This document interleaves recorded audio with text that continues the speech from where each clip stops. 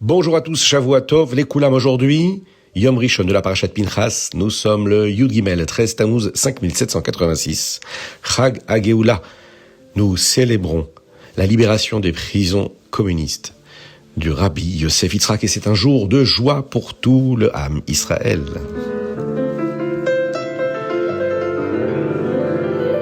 La Géoula arrive, la Géoula approche. C'est une promesse et à travers l'histoire du peuple juif, nous l'avons vu, le Navi Yecheskel, emmené en exil à Bavel, avertit les bénis Israël de faire tchouva pour éviter la destruction du Beth Amikdash. Et là, s'ils ne l'écoutèrent pas, après la destruction, Yecheskel tenta de les consoler avec des névoides sur la reconstruction du Beth Amikdash et la Géoula. Il leur assura que l'exil ne durerait pas éternellement. La raison principale pour laquelle nous commettons des fautes, ce n'est pas le plaisir de commettre des fautes, mais ce sont les ruses du Yetzer Hara qui nous amènent à fauter.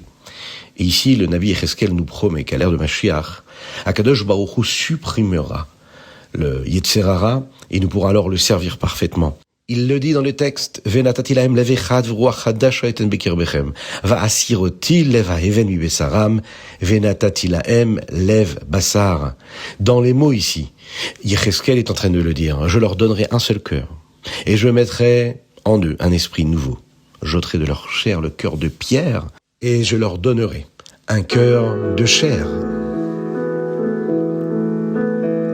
Chumash, Parashat Pinchas, ici dans le Rishon, Akadosh Baruch Hu montre au Ham Israël que Pinchas a fait ce qu'il fallait en fin de paracha précédente. Certains juifs étaient contrariés que Pinchas ait tué Zimri. Ils se moquaient de lui et disaient qu'il était comme son grand-père Yitro, qui était a priori cruel avec les animaux, qui l'abattaient pour la Avodah Zara. Ils disaient qu'il n'essayait pas de faire ce qui était juste, il était juste cruel comme son grand-père. Il disait que Zimri essayait de faire ce qui était juste en épousant Cozbi, Bat-Tzur, pour que Moshe ne soit pas contrarié par tout le Shevet, toute la tribu de Shimon, pour avoir fait une avéra en épousant les filles de Moav. Et pour montrer que ce n'était pas vrai, cette paracha commence par dire Pinchas ben Elazar ben Aaron à Cohen, disant que Pinchas vient de Aaron. C'est à lui que ressemblait Pinchas. Aaron essayait toujours de faire la paix entre les gens.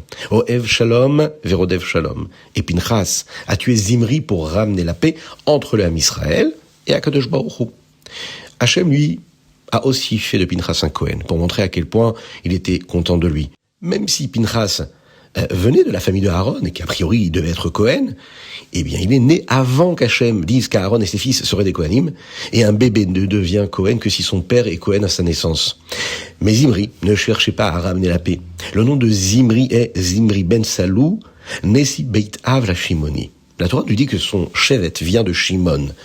Shimon qui a tué les gens de Shrem sans miséricorde, sans rachmanout. La Torah qui nous le dit. Et la Torah nous montre que Zimri ne faisait pas ce qu'il faisait pour ramener la paix. Akadosh Baruch Hu ici dit à Moshe Rabbeinu que bientôt il devra attaquer Midian pour ce qu'ils ont fait. Beaucoup de filles qui ont poussé les Juifs à faire des avérotes venaient de Midian, y compris Cozbi, qui était la fille de l'un des rois de Midian. Ce n'était pas encore le moment d'attaquer Moav, cependant, même si la plupart des filles venaient de Moav. Oui, Moav qui a causé tant de problèmes.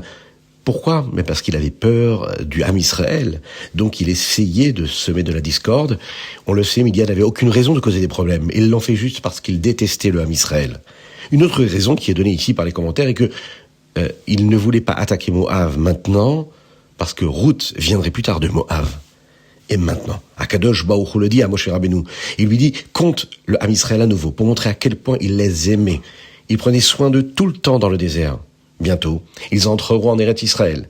Et nous verrons combien de Juifs entreront, véritablement, en Eretz Israël, en espérant Bezrat Hashem, rejoindre tout le Ham Israël, en Eretz Israël, avec la venue de Mashiach.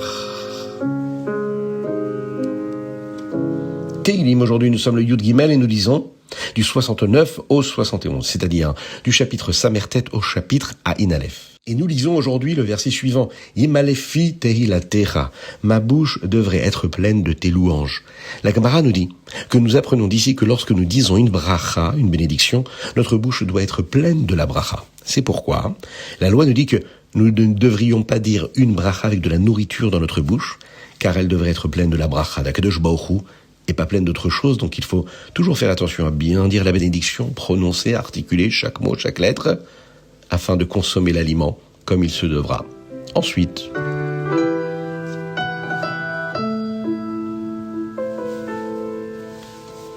Tanya, Igeret HaTeshuva, Perek Dalet. Dans les 3 premiers chapitres d'Igeret HaTeshuva, le Admour HaZaken nous a dit ce qu'est la mitzvah de la Teshuva, revenir vers Dieu, et comment redevenir proche de Dieu si quelqu'un a fait une avera chas v'shalom. La Chassidoute nous enseigne à propos de la Neshama, l'âme, le sens plus profond de la Torah et des mitzvot, et le Rabbi Shlomo Zalman va commencer à nous expliquer la partie profonde et intérieure de cette mitzvah si spéciale qui est celle de faire Teshuva. Nous comprendrons ce qui arrive à l'âme lorsqu'un juif fait une avera, et comment cela est réparé grâce à la Teshuva. Nous apprendrons également à quoi nous devrions penser pour nous assurer de ne jamais nous permettre de faire une avera. Le Zohar HaKadosh dit que le mot Teshuva est en fait constitué de 2 mots. Tashuv ke. Tashuv qui veut dire retourner, et la dernière lettre qui est la lettre E, qui est celle qui correspond à Kadosh Baruch Hu. Donc il faut revenir, retourner vers le E, vers Hachem. De quel E s'agit-il? Le nom d'Akadosh Baruch Hu a 4 lettres. Yud, Ke, Vav, Ke. Oui, en effet, il y a plusieurs noms de Dieu. Ce nom-là, de Yud, Ke, Vav, Ke, est constitué de la lettre Yud, et Vav et E. Et il y a 2 E. La Neshama de chaque juif, qui fait partie de Dieu, a le nom d'Hachem en elle.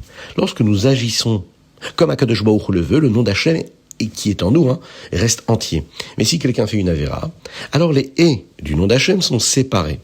Et ils vont dans la galoute, dans l'exil, dans la klipa, dans les forces qui sont inverses à celles de la sainteté.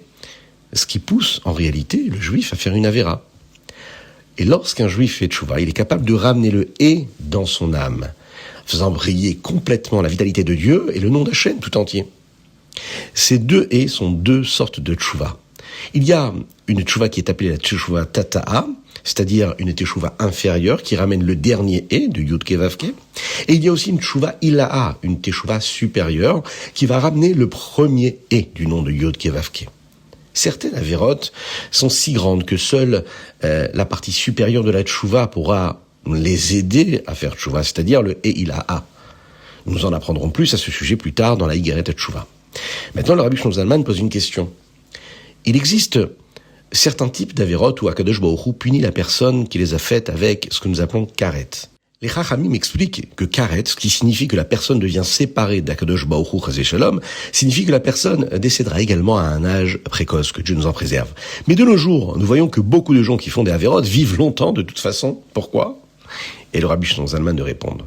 Lorsque nous apprendrons la réponse à cette question, nous comprendrons ce qui arrive à la Neshama, l'âme d'un juif, lorsqu'une personne fait une avéra.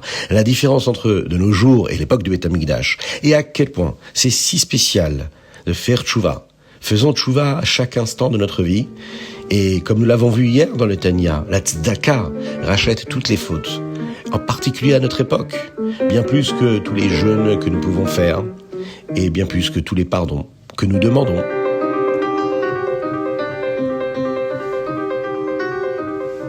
Hayom Yom Yud Gimel Tammuz. Dans le Hayom Yom d'aujourd'hui, nous en apprenons plus sur le Chag HaGeoula, cette date si importante pour le Ham Israël aujourd'hui, la libération. Aujourd'hui, où le Rabbi Yosef Yitzhak a reçu les papiers du gouvernement russe, le lançant libre. Et il a pu réellement partir. Il a entendu parler de la Géoula, le Yud Bet Tammuz, mais ce n'était pas un jour de travail ordinaire pour les nations, pour les goïms. Il a dû attendre le lendemain pour être réellement libre. Le Rabbi Yosef Yitzhak était en prison depuis le Tet Vav Sivan à 2h15 du matin, et il a été libéré de Kostrama, le Yud Gimel Tammuz, à 12h30 de l'après-midi. Dans le Hayom Yom d'aujourd'hui, le Rabbi apporte une lettre que le Rabbi Yosef Yitzhak a envoyée dans les années Taf Reish Tzadik Beit, la 5e année après que le Rabbi Yosef Yitzhak ait été libéré de prison. Il a envoyé cette lettre aux Chassidim avec un Mahamar, un discours chassidique pour faire partie de leur Farbrengen. Il a demandé qu'au Farbrengen qu'ils allaient organiser. Ils devraient justement échanger sur le fait de faire ce que la Chassidoute nous enseigne et de prendre le temps d'étudier la Torah avec profondeur, avec authenticité. Il a donné aux Chassidim de nombreuses bénédictions, Begeshmiut ou Beruchaniut, c'est-à-dire matériellement et spirituellement, ce qu'on souhaite, Be'ezrat Hashem, à chacun d'entre nous, Be'ezrat Hashem, en ce jour si particulier qui est un jour de miracle, où l'on peut demander tout à Akadosh Baruch Hu par le mérite du Rabbi Yosef Yitzhak, que le miracle arrive dans chaque foyer juif et qu'il libère chaque foyer juif de toutes les chaînes et les barrières et les limites qu'il pourrait avoir. Rambam Ilchot Shmita Veyovel. Dans le Rambam d'aujourd'hui, nous en apprenons plus sur la Shemitah et nous allons commencer à apprendre la question du Yovel. Dans le Perek Tet, ici, on nous dit que pendant l'année de la Shemitah, quiconque prête de l'argent doit pardonner le prêt. C'est ce qu'on appelle Shmitat Ksafim. Nous apprenons qu'il existe un moyen pour un Beddin de reprendre le prêt, qui est appelé le Prousboul, afin que le prêt soit remboursé même après l'année de la Shemitah. Dans le Perek Yud, on nous dit ce qu'est le Yovel. Et quand cela arrive, et quelles sont les mitzvot que nous faisons pendant cette année. Le Rambam donne un calcul exact de quand les années du Yovel étaient, et quand le Ham Israël ont arrêté de les compter.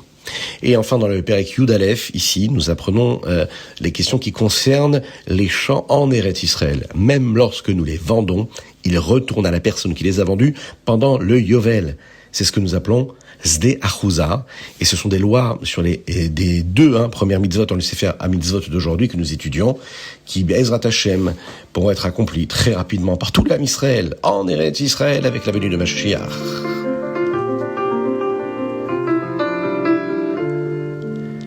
C'était le Chitat du jour. Je vous invite à le partager avec le plus grand nombre. Aujourd'hui, nous avons étudié les Ilui Nishmat, Reb Reuven Ben Isser, Alav Shalom. Que Kadosh Baruch Hu fasse que tous ces mots de Torah puissent être une source d'élévation pour son âme et de mérite, pour ses proches et tout le Klal Israël, Bezrat Hashem. Nous avons étudié pour la Refoua Shelema, la guérison totale et complète de tout le Ham Israël, tous ceux qui en ont besoin, et parmi eux, Avraham Nissi Ben Sultana et Israël Ben Sultana. À très bientôt.